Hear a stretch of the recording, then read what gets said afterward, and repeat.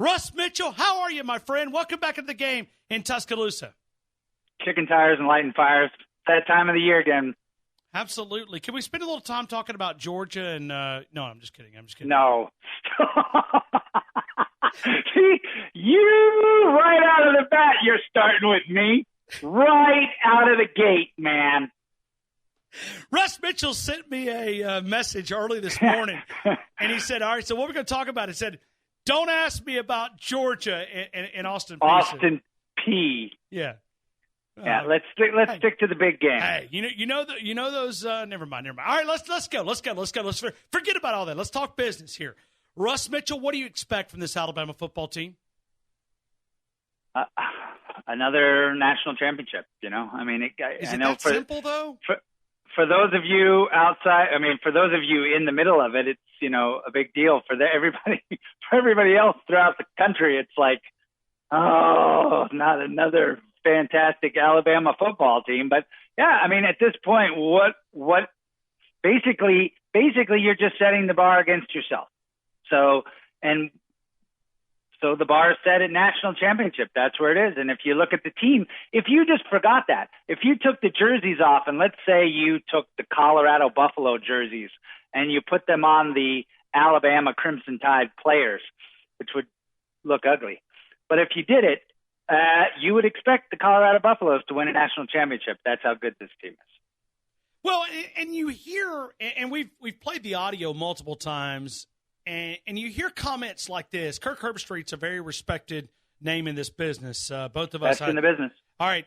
He says this: if I see Tua Tagovailoa trot out there for that first snap, I'll just say to everybody, quote, I'm sorry, because it's going to be a long year for you, and they're going to score literally 45 to 50 every game. Think about that for a minute. That guy's not going to go out there on a limb like that, is he? Yeah. No, and I somebody wrote this column yesterday, and I tweeted it out, but if you think about how good Alabama has been, and not to take anything away from Jalen, because he did quite a lot, especially when Kiffin was the offensive coordinator, in terms of being dynamic, and even Blake had a lot of passing yards. Jalen had some good legs. But if you think about what Alabama has done over the last 12 years, let's say since the rule change in 2008, over the last 10 years, with game management quarterbacks and all the success that Alabama's had, now they've got a quarterback who's like, Lamar Jackson. Now, different, but in terms of dynamic, they've got the most dynamic quarterback that they've had. So, yeah, I think at least 40 points a game. And, this is an Alabama team that's put up 40 points a game anyway, right? But they've done it running the ball, and now you're going to have running and passing. It's just terrifying. So when you look at this Alabama team, Louisville, according to the experts in the desert, we like those experts. 25 and a half. 25 and a half. Lay the 25. Only 25 and a half? That's it, baby. Yeah. Okay, I am now officially on record. Remember before the Michigan game that started the season? And I said, bet your house that Alabama is going to simply undress Michigan. And Nick took the foot off the gas in the second quarter. And what was the final in that one? Do you remember the first game? Ugly. Yeah, it was ugly. Whatever it was ugly. And it could have been twice as bad as that one was. Get in the car and drive to the nearest Indian casino or Vegas or Atlantic City. We have Mississippi now. Mississippi just opened up today. Go to Mississippi. It's the only reason to go to Mississippi. Get in your car and go to Mississippi and lay 40 points. Because, look, first of all, it's too bad that it isn't 2016. Because I really would have liked to have seen the 2016 Alabama team play the 2016 Louisville team with Lamar Jackson the year he won the Heisman with all that talent around it. That would have been a great game. I would have given Alabama the nod, but it would have been, that would have been a great game. This is not going to be a good game. Look, for the Cardinals to win this game, they're going to have to score a lot of points, which means if you're looking at the Bama defense, how are you going to score a lot of points? You have to do it through the air because if there's no weakness in the front seven, I don't think there's really a weakness in the back seven either, but they're replacing Minka and Ronnie, so you're going to have to throw the ball. Louisville's got a brand new quarterback. His last name does happen to be Pass, and Jawan Pass. He's 6'4", 230, and he's been with Bobby for a couple years, but he's just 20 years old, and his first legit start's going to be against the Bama defense. let's just hope that we don't have a redo of Stephon Francois, with that terrible situation with the Florida State quarterback to start the season a few years ago. Well, but now their offensive line is improved. 2016, they were 126 in the country at keeping the quarterback upright. Russ, they're up to 104 last year. I mean, that's a big jump, 126 to 104. So one of the worst teams, and now, they're in the, they've moved up 24 spots. Anyway, listen, I think we're wasting our time talking about this game. Yeah, we are. Right. The Harris twins are going to run on this team like a rented mule, like a redheaded stepchild. It's going to be the ugly. Harris twins. I haven't heard that one, but I like it. We're talking to Russ Mitchell, lead SEC columnist for College Football News. Heisman voter and all-around great guy, as he likes to say. Awesome dude. Russ Mitchell, CFB on the Twitter account. Russ, I want to go to – why do you have a problem with folks in Baton Rouge, man? You're always aggravating those guys. And I am. I mean, I see it going back and forth on Twitter.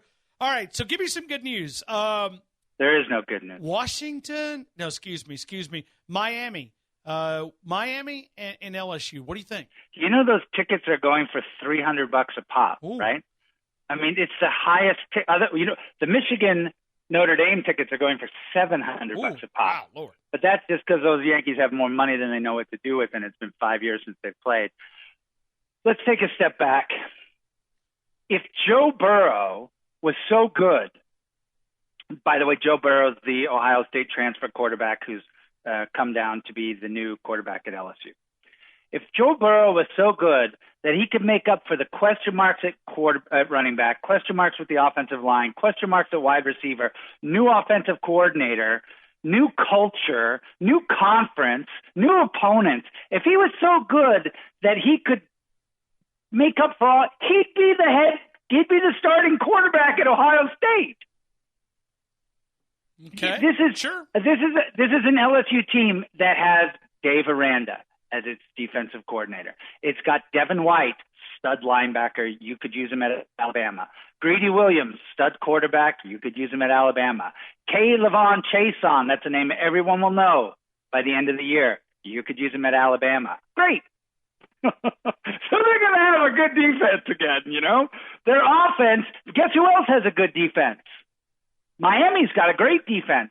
It's built on sacking the passer. Unfortunately for Miami, LSU doesn't throw the ball, but it doesn't matter because Miami will be able to double down on the run like every team that's played LSU for the last 6 years, and they'll still be able to get to Burrow. If LSU's defense or special teams doesn't score twice, they lose this game at AT&T Stadium in Arlington. Wow. LSU getting 3 in Arlington, Texas. But the Tiger fans are going to travel. As bad of a hard time as you give them, that stadium is going to be locked with LSU fans. I mean, Miami, those folks cannot afford to travel. They don't even travel. They don't even travel to their own stadium. They don't travel to their home stadium. Yeah. This is we give the Baton Rouge fans a hard time because we love, right? But it's like I've always said, the silliest name ever is Corn Dog because you go to those games and they have the best food. Every time I cover an LSU game, I gain 10 pounds. But no, this is an LSU team that last year only beat 2 teams with a winning record. 2. One of them was A&M, which fired its coach, and the other one was Auburn in the greatest choke ever in SEC play in Death Valley Stadium. This is not a good team. I expect the athletic director, Aranda, and Coach O both to not have a job by the end of the year. Auburn versus Washington, what do you see? Best game of the weekend. Really? Best game, better than Michigan, Notre Dame. Look, these are 2 teams, Washington and Auburn, that are legitimate top 10 teams that both of them, if the chips fall the right way, either one of these teams could win the national championship. Okay. So what do you see happening in the ATL? Well, first of all, this game is more important for Washington than it is for Auburn. Auburn can lose and still, if they win the SEC, if they beat Alabama and win SEC, they'll get in. If Washington loses this game, the Pac-12 doesn't get a lot of respect, and for those of you who don't follow the Pac-12, and who can blame you, right? That's why I'm here. I follow the Pac-12 for you. That's my public service. This is a legitimate Huskies team. This team is as good as the 2016 that Alabama undressed in the college football playoff, which was still a good team. That was a great Alabama team. They have a running back named Myles Gaskin. That's the name you need to remember if you're an Auburn fan. Myles Gaskin. He ran for nearly 1,400 yards and 21 touchdowns, scat back, 5'11", $195. Gaskin. But, Auburn's got a good run defense. The difference in this game is going to be Washington's defense. Not this Washington defense might be this Washington. It's so hard to make these predictions before the season starts, but this Washington defense might be better than the Alabama defense. So Auburn fans, I hope that woke you up. 9 starters and almost every top tackler's back from the nation's 8th best defense last year. So, I hope Jarrett's surgically reconstructed shoulder is ready because, he's not wearing a black jersey on Saturday in Mercedes-Benz Stadium. I expect it to be a lot of activity in the trenches, I think Auburn will take Gaskin out of the game, but I expect Jake Browning, the experienced quarterback and a good coaching staff for Washington, to connect on a lot of early under routes, slants, that sort of thing, and that'll be different. I like the Huskies. Russ Mitchell, CFB on the Twitter account. Let's go to South Bend. Jim Harbaugh and the Circus Clowns. I mean Wolverines. Are you going to be taking on those boys from South Bend? What do you see? What do you see happening there? It's under Touchdown Jesus, right? So it's not a neutral stadium. It is in South Bend. Yep. It's the Saturday night game. Alabama plays at night too, right? Isn't that a night game? Yeah, we're going to be dialed in on that one. Yeah, yeah. You'll probably switch over at halftime. It's been 4 years. Like we said at the beginning, the last time they played was 2014, and Notre Dame won 31-0. So that was back, before the Wolverines started having their Harbasms. Look, this is a really good Michigan team. I know, and listen, I've been right. No one's ridden Michigan harder than me over the last 5-6 years. This is with Shea Patterson. He's the real deal. I know he struggled in some big games last year, but that's because he was playing for Ole Miss. You pick Patterson up and drop him on Alabama or LSU or any team with a good defense and some players around him. I expect Patterson, he's the piece that Michigan's missed. They'll have a good rushing offense. They'll have one of the best defenses in the country. And Notre Dame's got a good defense too. Especially Love at cornerback. But at the end of the day, in a very tight, exciting game at night in Notre Dame, I expect Michigan to start off with a nice win, and for Notre Dame to continue being Notre Dame. Man, oh man! I mean, here we are, just a few minutes away. Anything else out there grab you? Maybe this, this Virginia Tech, Tennessee. Yeah, but they're not going to beat West Virginia, are they? I mean, I don't even know if this game will be close. Will it? There's only if they can run the ball, right?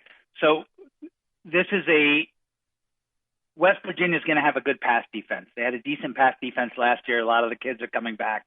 So they'll be able to stop the pass, which means Tennessee's got to run the ball. For those of you who watched the Tennessee game last year, they were 13th in the conference rushing.